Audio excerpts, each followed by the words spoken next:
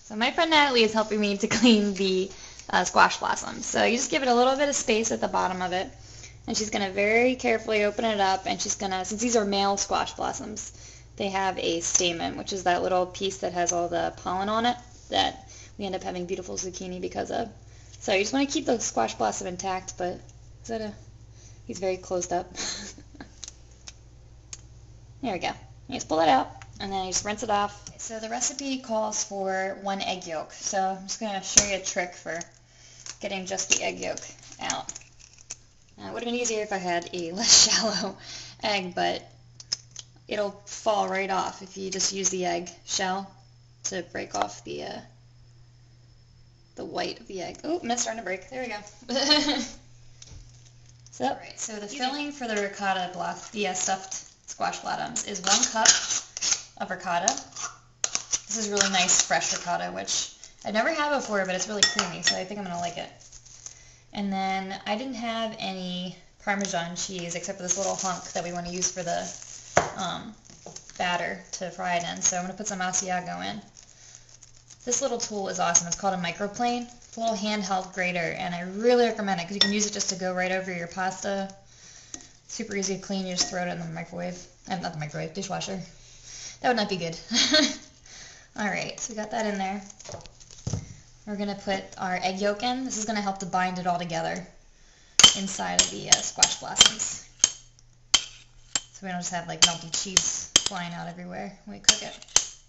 Okay, and then we're just going to season it up with a little bit of salt and pepper.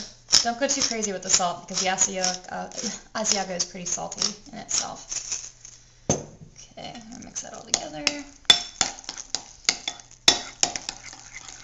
On the plate. So I'm going to give you one of the ones that's a little bit more intact. And we'll try and get that one in there too.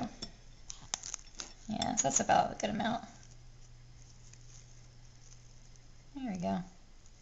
And just stuff it in there, and then you just kind of twist the tops together. You put them all together and just twist them a little bit. There you go.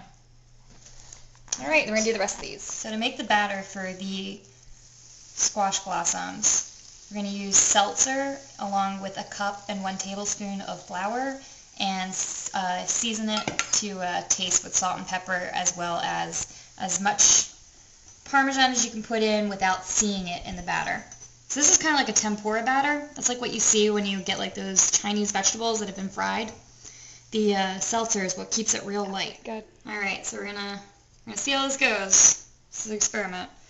I'm going to lightly dip the blossoms, get them coated in that batter. The extra stuff kind of come off. It's kind of sticking to the top of it, so we're going to see how this goes. I hope it doesn't bubble up all over me. Alright.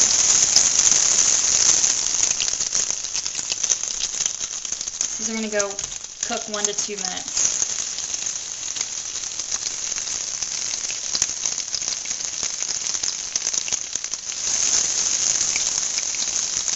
You don't want to get too many in the pan because when you get a lot of food in hot oil that you're cooking, it can drop the temperatures of the pan real quick. And then if the pan is not hot enough, the batter is going to get just sloppy and soggy instead of crispy.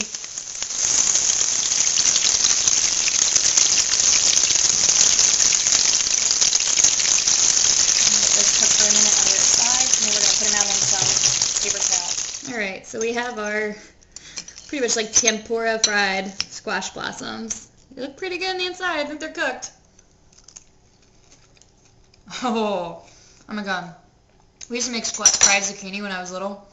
These are like 10 times better. And you don't have to dip them in ketchup.